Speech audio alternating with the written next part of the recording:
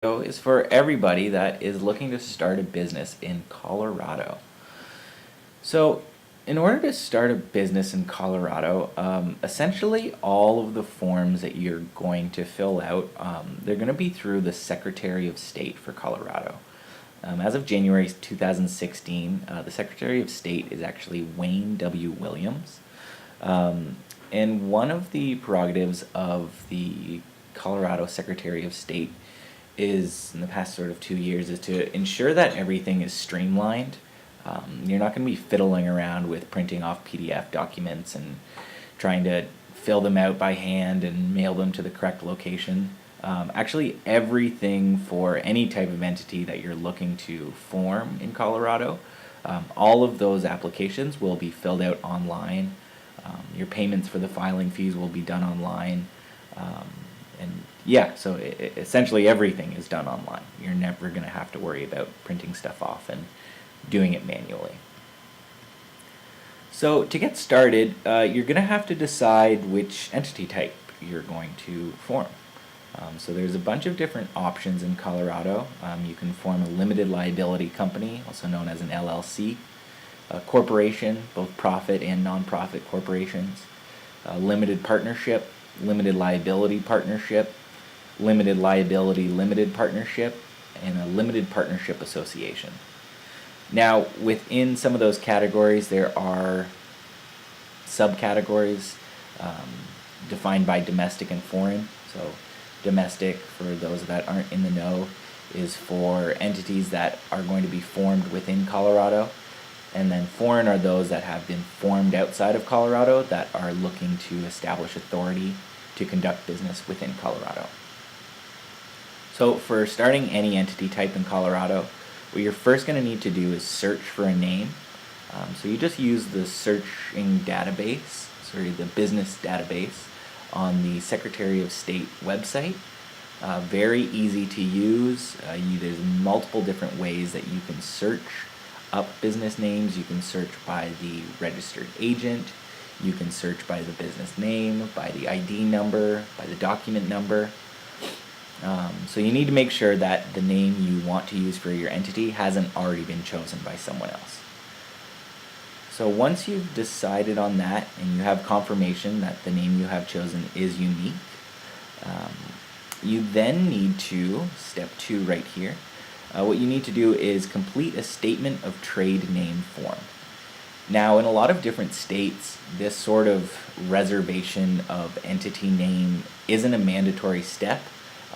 It's more a luxury for those that want to register their business name before they complete all the other sort of paperwork that has to be done for starting an entity.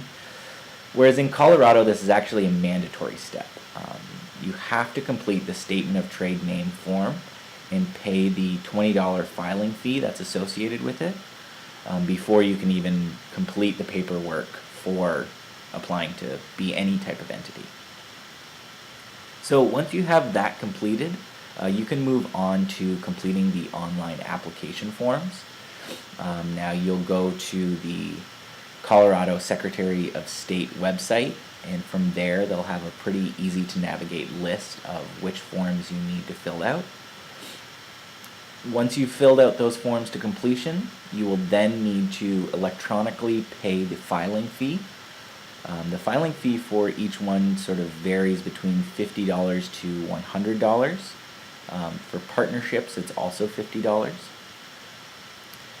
Now that again needs to be paid electronically, and the submission of your application will not be accepted until those fees have been paid. So again, that all needs to be done during the completion of the application online. So now for all of the applications, the expected processing time is anywhere from 5 business days to 15 business days. So that's roughly 1 week to 3 weeks.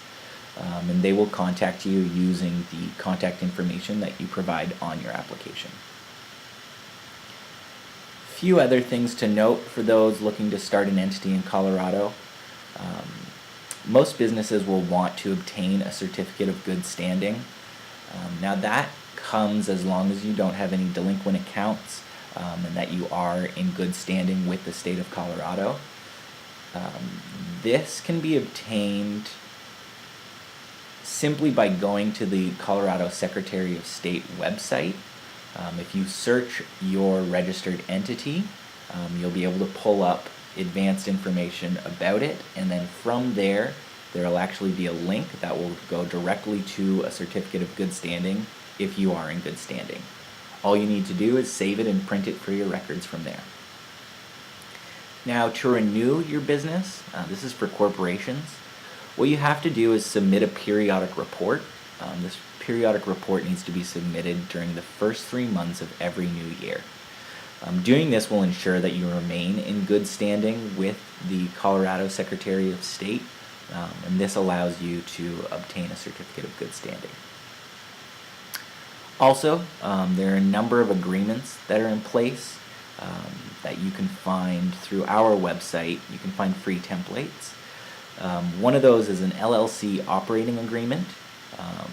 Another one is a corporate bylaw, and then the third is a partnership agreement. Now, the only one of these three that is mandatory is the corporate bylaw, but each one of these agreements essentially serves as a guide to the rules and regulations between the employees, employers, owners, and the entity itself. Specifically for the LLC operating agreement and for the partnership agreement, as they aren't necessary, sometimes you'll find entities will sort of neglect doing this altogether. This isn't recommended. They're actually pretty valuable for entities. They essentially just serve to give a guideline on how everybody that's participating within the entity are supposed to interact with each other and the rules and regulations that sort of define those relationships. Establishing these kind of agreements is a really good way of kind of avoiding problems before they arise. Now, lastly, as any form of entity, doesn't have to just be in Colorado, it's pretty much anywhere across the United States of America, you're going to need an employment identification number.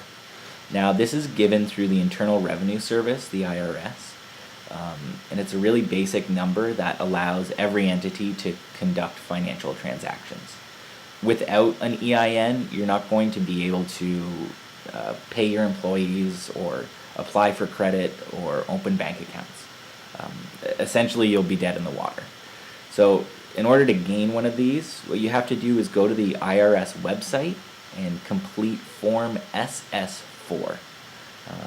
Again, that's also available through our site as a PDF document that you can simply print, fill out manually, and then email directly or mail directly to the IRS. So that's about everything you need to know on the basics of starting a business in Colorado. If you have any questions or concerns, look to the description of this YouTube video.